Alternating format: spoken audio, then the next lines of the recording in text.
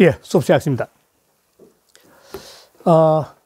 오늘 또 역시 대종사의 오늘 6장, 지난번에 6장의 앞부분을 이야기했습니다. 그리고 오늘은 6장의 뒷부분을 들어갈 텐데, 다시 이 대종사의 부분은 중요한 부분이니까 한 번 더 반추해서, 머리만 반추해보고 들어가겠습니다. 대종사의 1, 2, 3, 4장은 도에 대한 개념, 득도의 과정, 또 문도, 득도와 문도인데 중요한 게 득도와 문도에 대한 이야기 4장인데,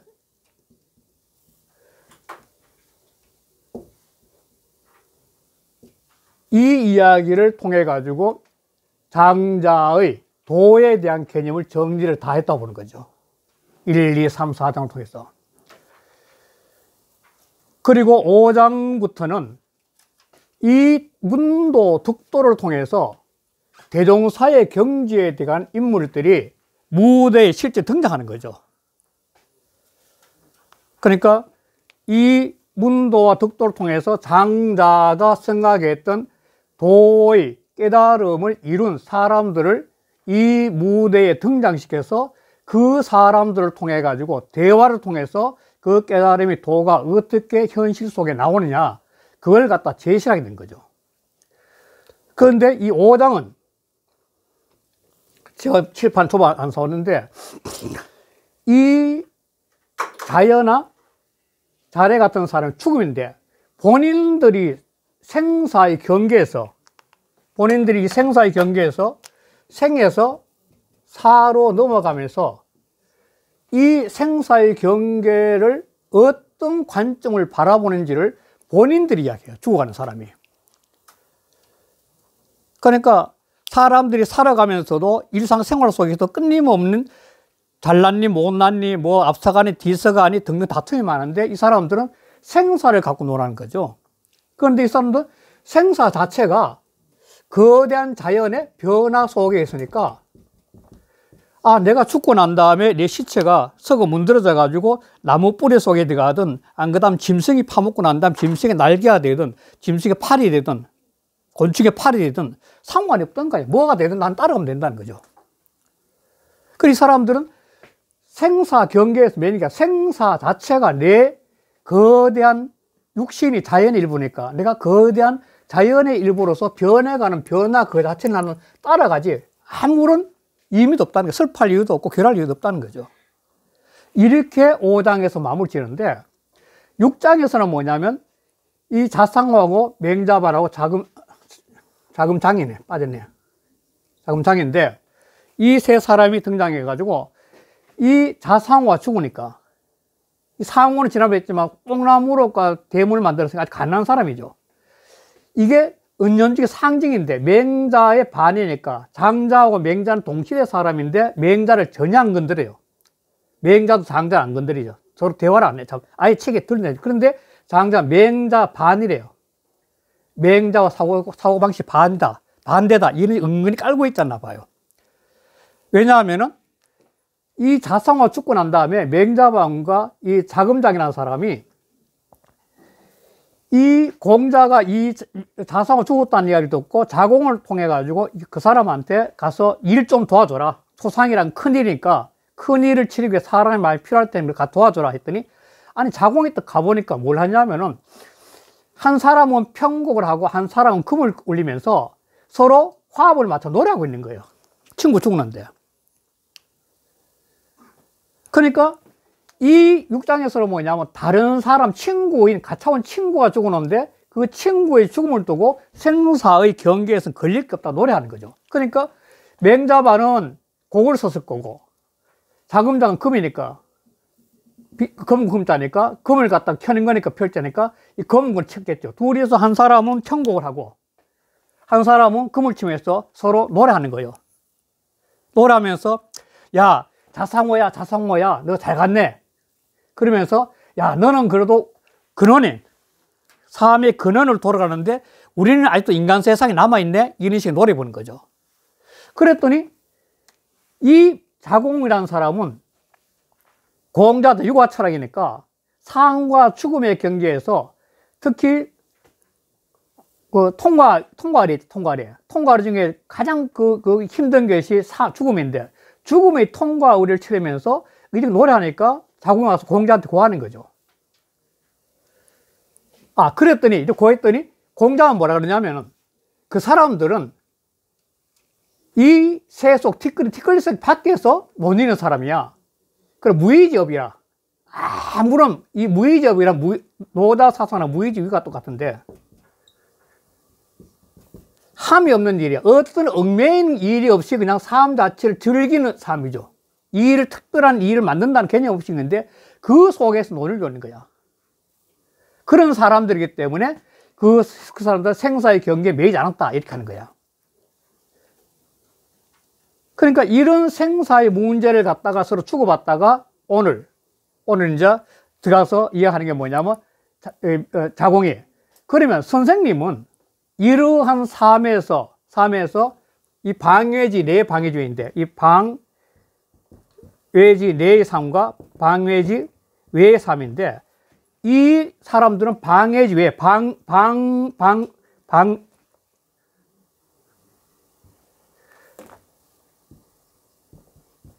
방내지인, 방내진이 됐구나. 방외는 세속을 벗어난 거고, 방내는 세속 사람인데, 이 선생님이 말하는 이 방해지 내 사람인데, 선생님은 이 인간 세상의 예법, 수없이 말하는 이 소상 이런 걸 통해서 하는 방내지 내 사람인데, 선생님은 도대체 어떤 삶을 선택하고 사시려고 합니까? 그렇게 묻는 거예요. 그러니까 오늘 제가 가장 중요한 이 자공하고 공자하고의 대화에서 이 방내지 외의 사람을 대하냐, 방내지 외의 사람이 되는 게 좋으냐, 그 대화를 통해서 사람들이 의식을 한번 좀 이렇게 열어주는 거죠. 무엇이 온지. 그런 생각을 갖고 일단 본문 들어가겠습니다. 그냥 들어가면은 오늘이 303쪽이죠. 맞아요? 그러니까 이런 생각을 갖고, 그러니까 이 사람들은 세속을 벗어나서 살고 있는 사람이고, 친구가 죽었을 때도 그 죽음을 통해 가지고 이별의 축제를 벌이고 있는 거죠. 노래 부르고 편곡하고 노래 부르니까 그 이별의 축제를 부르고 있는 이 사람들의 생각을 어떻게 이해를 해야 되고, 선생님은 이 자체를 어떻게 받아들이냐에 대한 문제를 주고받는 거죠. 자, 그러면서 자공이 묻습니다. 자공왈, 연적 띄우고 부자 띄우고 하방지 띄우고 이니까, 그렇다면 선생님은 하방, 이 방자는 그 방위죠. 어떤 방위에 의자는 의자를 리자, 따를 리자죠. 그러니까 방내입니까? 방외입니까? 어느 방향을 따르고 있습니까? 이렇게 물은 거야. 그랬더니 공자가 말씀하시기를 구 띄우고 천지 띄우고 육민야라. 구는 공구죠. 나는 하늘의 육자는 형벌육자. 하늘의 형벌을 받은 백성이라. 이게 왜 이렇게 나올까요? 왜 공자는 하늘의 형벌을 받았을까? 스스로가. 이 하늘은, 노장 철학에서 하늘은 자연이거든요. 천은 자연이면서 이게 도이면서. 그러니까 자연의 흐름을 어겼다는 겁니다. 일단은 자연의 흐름을 어겼다는 거죠. 하늘의 형벌을 받았다는 것은. 그러니까 자연은 자연으로 흘러가야 되는데, 공자의 입장에서는 이 자연의 흐름을 갖다가 인위적으로 어떤 형식의 예를 만든 거예요. 인의예지 같은 법률을 만든 거죠, 인간 사회에. 그러니까 자연의 흐름을 인위적으로 바꾼 사람인 것을 인정한 거예요. 나는 하늘의 육미란 그 속에는 자연의 흐름이란 것은 존재하고 있지만도 공자 입장에서는 인간이 그냥 냅두면은 인간들이 끊임없는 욕망에 의해 가지고 싸움이 일어나고 그 세상이 혼란스러워지니까 인위적으로라도 그런 어떤 인의 예지의 법망을 만들어 놓으면은 그걸 통해서 사람들이 조화롭게 살다고 주장하는 게 공사상이거든. 그런데 당신은 그걸 알고 있는 거죠. 그것이 이 도가적 입장에서 보면 자연의 흐름에 어긋났다 하니까 스스로 육미라 하는 거죠. 특이하게도 장자는 자기의 높은 사상을 이해할 때 공자나 아내를 끌고 와서 이해를 많이 한다는 겁니다. 노자가 아니고. 아주 지금 곧 나올 텐데 보면. 그러니까 공자가 이 말을 했다. 나는 하늘의 형벌받은 백성이 했다는 것은 그 스스로가 이 흘러가는 흐름을 알되 인간 세상의 혼란은 인위적인 예법을 통해서 다스리지 않으면 그 혼란을 극복할 수 없다는 걸 갖다 인정하는 것과 똑같은 거죠. 자, 그러면서 수연이나 비록 그러나 오 띄우고 여여 띄우고 공지라. 여여 띄우고 공지라. 나는 너와 함께 여여 너와 더불어 공지 함께 공자는 공지 지자를 이거 무엇을 해야 될 것이냐 이게 해석가마다 설명이 많아요. 공지를 이걸 갖다가 방내로 해야 된다. 방외로 해야 된다. 방내로 하면은 나는 너와 더불어 내가 지금 추구하고 있는 인이예절한 이쪽 세계를 함께 계속 추진해 가야 되겠다. 이렇게 되는 거고, 방외면, 아이고, 죄송합니다. 전부 잘못했네. 전부 잘못했네. 방내고 방외죠. 방외라면 이 현재 자상호나 맹자바이나 자금장 같은 사람들처럼 이 세 속에 벗어나서 방외지인을 갖다가 나는 너와 함께 해야 되느냐. 그 해석은 두 가지가 있어요. 이게 장자책을 보면 각각 달라요. 그런데 제 입장에서는 이걸 방외지인으로 해석하면 좋겠다고 저는 하겠습니다. 자, 저는 그냥 나는 너와 더불어 그것을 함께 하겠다. 일단 대명사니까. 이게 대명사니까 그것은 방외지인을 함께 하겠다. 난 이렇게 해석해야 되겠다. 하는 거죠. 그 이유가 뭐냐면 바로 그 다음 페이지에서 그 이야기 나와요. 왜 방외지인인지. 자, 그러면 그 다음 페이지 304쪽에 그 자공이 왈, 그 말 닦자마자 자공이 왈. 아니 그렇다면 감문 띄우고 기방하노이다. 아니 감히 묻겠습니다. 무엇을? 그렇게 하는 방법, 저와 함께 하겠다는 함께 하는 그 방법에 대해서 묻겠습니다. 이렇게 했거든요. 함께 하는 그 방법에 대해서 묻겠습니다. 이렇게 대답했을 때 지금부터 나오는 대답이 뭐냐면 방외지인이 돼서 도인 합일의 경제, 도인 합일.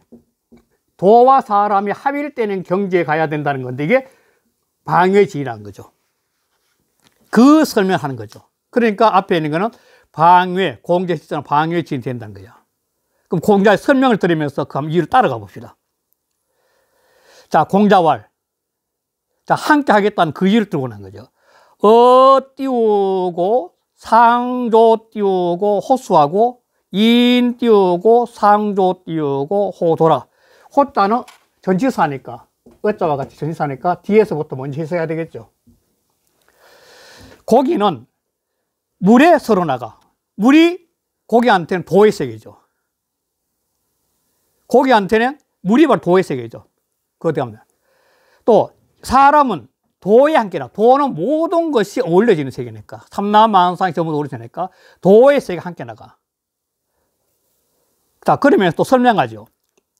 상조호 띄우고 수자는 천지이 띄우고 양급하고. 자, 물에 함께 나가는 것들, 고기죠. 이런 고기들은 천지, 이 뚫을 천자, 팔천자니까 연못을 파서 그래서 양급, 그래서 연못을 파게 되면 그러면 기르기가 넉넉해져. 양자는 기를 양자, 급자는 넉넉할 급자니까 기르기가 넉넉해진대. 그러니까 연못에 물을 파가지고 그 물을 막 집어넣어주면 고기는 아주 편하게 잘 산다는 거예요. 그럼 고기는 물이 바로 도의 세계니까 그 도의 세계가 편해진다는 거예요. 그리고 사람은 상조호 띄우고 도자는 무사히 띄우고 생정이라. 도에 함께 나아가는 사람들은 무사히 생전이라.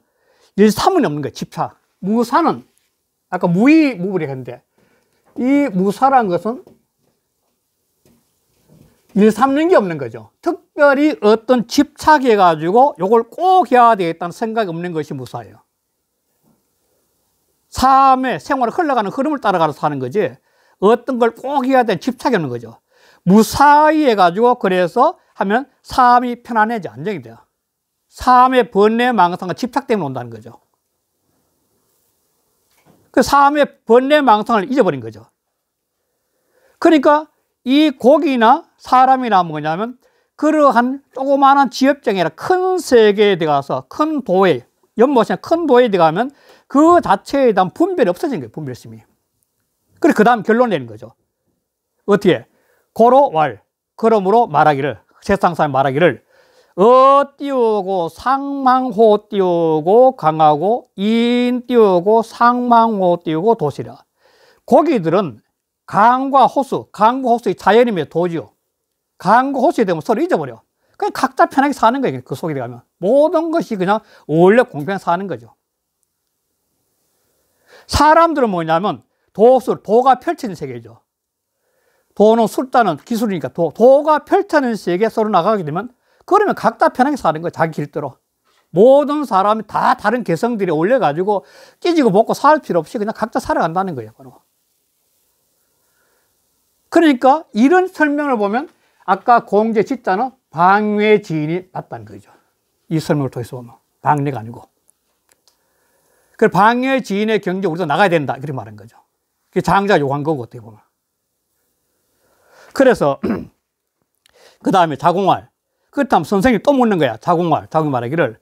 가문 띄우고 기인 한의다. 이 기인은 이 사전 찾아오면 출전이 있는데 이 기자는 이 기자가 통한다. 기할 기자.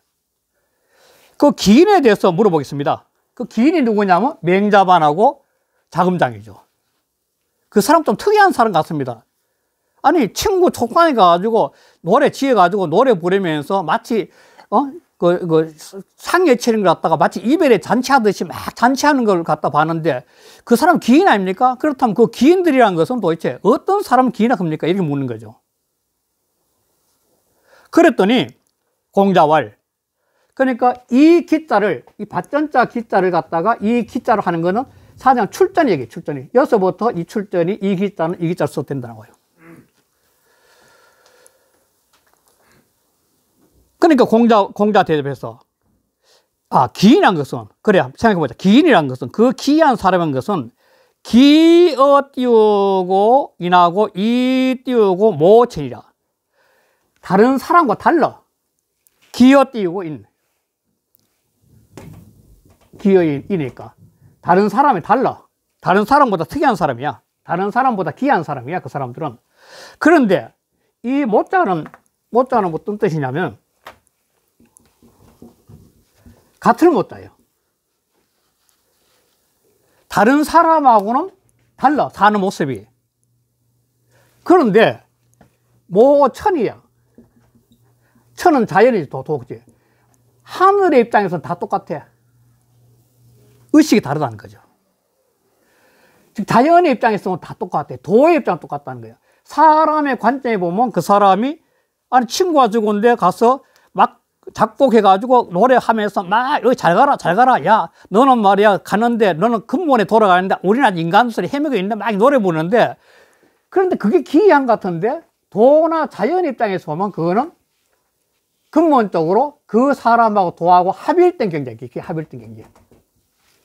똑같다는 거예요. 이미 그 사람들은 도의 세계, 자연의 세계 합일되는 의식으로 확장이 됐다는 거예요. 너무 재밌잖아. 이걸 공자가 고수가 내가 인정하는 거야. 야, 너 생각해봐. 그래, 그런 게 있어 하는 게 아니라 그 사람들은 이미 그 정도로 갔어. 공자가 단정하는 거 아니에요. 이게 장자에서 공자를 봐라. 장자가 끊임없이 공자를 내세하는 것 중에 특이해요. 앞으로 계속 나오는데. 그러니까 인가를 누가 하냐면 절에 가서 스님들이 토굴에서 참선을 할 것 같으면 그 참선이가 득도라는 게 깨달은 거야. 그러면 그 고승한테 가서 인가를 받아야 되거든요. 인가를 받아야 되는데 인가를 받아야만 그 사람 득도했다 그러거든. 안 그러면 사람 미쳤다고 하니까. 미친 사람, 득도를 못한 거야. 미친 사람이 할 텐데 큰 스님한테 가서 보면 그래, 너 인정해. 깨달아서 이렇게 하는 건데 그런 것처럼 이 인가를 누가 하냐면 공자가 한다는 거예요. 재밌잖아요. 그래. 그 사람들은 말이야, 모천이야. 이미 의식이 자연화 한 경기 간 사람이야. 사람으로 갖고 있는 사고를 벌 뛰어넘은 사람들이야. 의식이 확장돼가 완전 우주와 한 몸 된 사람, 이렇게 하는 거죠. 그러니까 이 인가가 장자가 하는 게 아니라, 장자가 그랬다 하는 게 아니라 공자가 인가를 했다는 겁니다. 곳곳에 보면 다 나오잖아. 자, 그러면서 말한 게 뭐냐면, 이게 이제 더 또 재미있는 게, 이 장자가 이제 마지막, 장자의 말인데 공자가 마지막 결론 내는 거죠. 그러므로 말해서, 이 공자의 말이야. 천지 띄우고 소인은 인지구자. 하늘의 소인은 사람의 군자야. 이게 뭐냐면, 천지 소인은, 천지는 모든 존재가 만물 동체거든. 만물 동체인데, 하늘 입장에서는 만물 동체의 사고를 갖고 있어야 되는데, 이게 바로 하늘 입장인데, 사람의 입장에서는 뭐냐면 분별을 잘해야 돼. 부모도 분별해야 되고, 친구도 분별해야 되고, 선후배도 분별해야 되고, 사장도 분별해야 되고, 요즘은 대통령도 분별을 잘해야 돼. 그리고 분별에 맞게끔 행동을 잘하는 게 얘니까. 그러니까 하늘 자연의 입장에서는 분별을 하는 그 자체가 소인들이야. 그 분별하는 게. 아, 사람 똑같은데 대통령 뭐고, 면석이는 뭐고 말이야, 청소부는 뭐냐는 거야. 그런데 사람들은 그 분별을 잘하는 걸 그거 보고 군자라 그런다는 거예요. 아, 그 사람은 정말 예를 잘 알아. 와래구를 잘 알아. 웃어들을 잘 받더라. 한 분별 잘한다는 거야. 그런데 반면에 하늘의 군자는 무분별이야. 모든 사람 다 똑같은 거야. 하늘 입장에서는. 청소부도 대통령 똑같은 거야. 사람으로서. 다를 게 뭐냐는 거지. 이런 입장에 군자를 치는데, 이런 경지에 간 사람들은 군자를 치는데, 그리고 우리가 늘 말씀드리지만도 실제로 도를 좀 깨달았고 영성이 열려가지고 진리를 아는 사람은 바보스럽단 말, 그래서 그런 거죠. 사람이 마음이 넓어져가지고 세상을 갖다가 넓게 바라보면서 만물 통체 입장에서 세상을 바라보는 사람은 결국은 좀 바보스러울 수밖에 없죠. 일일이 따지기 싫거든. 맞아, 그래, 다 옳은 거야. 황희정성이 너도 옳고 너도 옳다, 다 옳은 거지 뭐. 그걸 분별해보면 무슨 의미냐는 거죠. 그러니까 도의 세계에 들어가는 사람은 좀 바보스러운 거죠. 자연지 하심이 되고, 자연지 교만하지 못하고. 그러니까 하늘의 입장에서 이제 군자가 된 사람들, 사람 세상 소인비야. 저거 어떻게 말도 안 하고 말이야. 저거 뭐 지 손해보는 것 같은데 저거 왜 저렇게 있어? 말도 안 하고. 그렇게 사람 입장에서 소인비를 보인다는 거예요. 그러니까 이러한 세계를 통해가지고 지금 6장이죠. 6장에서 이야기하는 건 뭐냐면, 돌아간 사자를, 죽은 자를 통해서 주변 사람들이 그 생사의 경계를 어떻게 바라봐야 될걸 이야기한 게 6장이에요. 5장은 4장까지 득도와 도를 깨달은 경지를 갖다 이었다면, 5장에서는 당신이, 죽어가는 당신이 삶을 몸부림쳐 괴로워하는 것이, 아, 나는 죽으면은 내 몸을 파먹은 벌레들은 그 벌레의 날개도 될 것이고, 팔뚝도 될 것이고, 나무는 나무뿌리도 될 것이고, 수없이 많은 만물이 내 몸을 가져가면 그대로 끝나는 거 아니야? 나는 그대로 되면 되는 거 아니야? 이렇게 이야기했다면, 6장에 와서는 이 죽은 사람을 두고 주변 사람들, 친구들은 이별의 축제를 발라주고, 또 공자 같은 사람은 바로 그런 걸 두고 난 다음에 그거는 의식이 높은 경지에 가는 사람만 가능하기 때문에, 이 하늘과 땅의 입장에서는 사람의 사고가 달리 바라볼 수밖에 없다고 이렇게 결론을 내는 거죠. 이런 결론 누가? 공자가. 그것이 바로 이 장자가 노리는 하나의 재미있는 이야기죠. 이거 끝나고 다음에 7장을 되겠습니다. 네.